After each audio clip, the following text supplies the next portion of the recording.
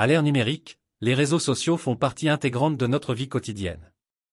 Ils sont devenus un outil de communication, de partage et parfois même d'expression de l'amour. Mais cette omniprésence peut aussi créer des tensions, des malentendus et parfois des crises au sein des couples. Il ne s'agit pas seulement de savoir qui like qui ou qui commente quoi, il s'agit de comprendre comment ces interactions numériques influencent notre perception de la confiance, de l'attention et de la fidélité.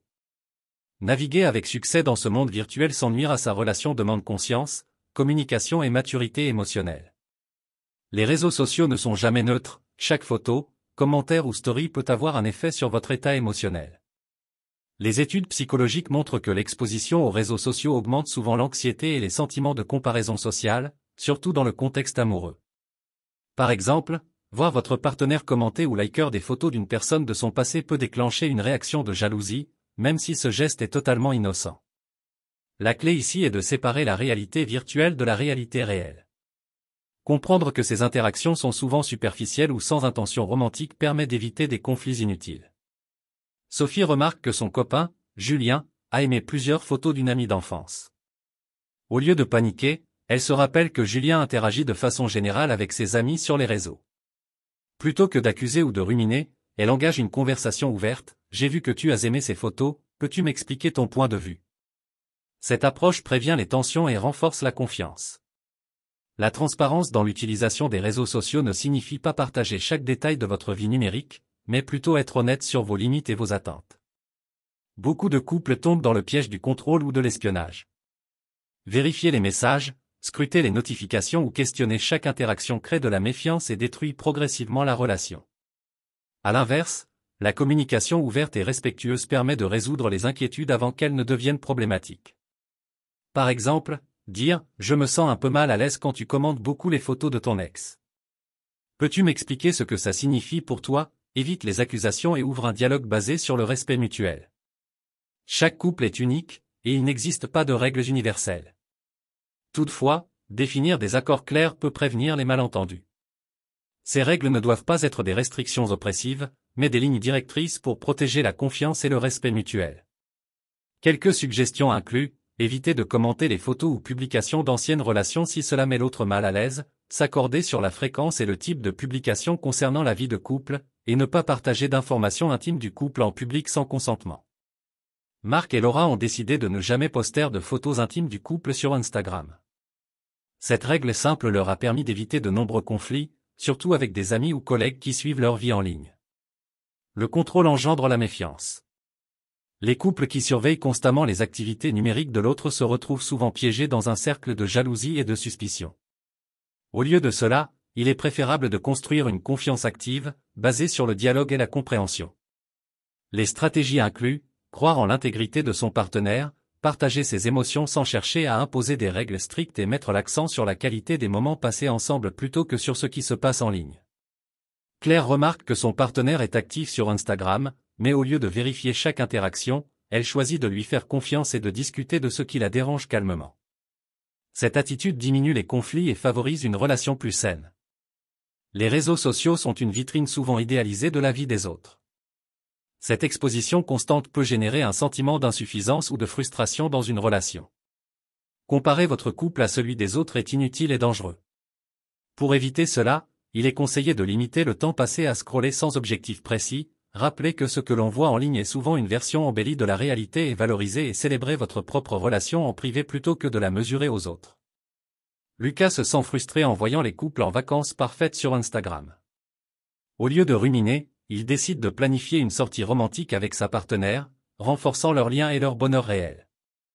La jalousie sur les réseaux sociaux est courante, mais elle est souvent plus liée à nos insécurités qu'aux actions de l'autre. Reconnaître ce sentiment et le communiquer calmement est essentiel pour éviter les conflits. Les stratégies incluent: identifier les émotions avant de réagir, discuter avec son partenaire en utilisant des phrases commençant par « je » plutôt que « tu », et prendre du recul avant de répondre à une notification ou un commentaire dérangeant.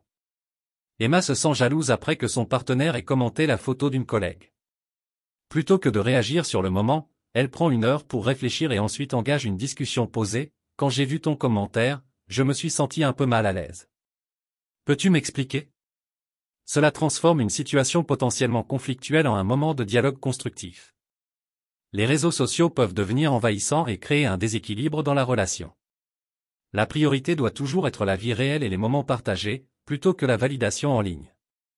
Pour cela, il est conseillé de définir des plages horaires sans réseaux sociaux, prioriser les sorties et activités ensemble et créer des souvenirs réels et tangibles plutôt que des publications numériques. Julie et Antoine ont instauré un rituel, chaque dimanche après-midi est consacré à une activité ensemble, sans téléphone ni notification. Ce moment renforce leur complicité et leur permet de se concentrer sur leur relation plutôt que sur les interactions en ligne.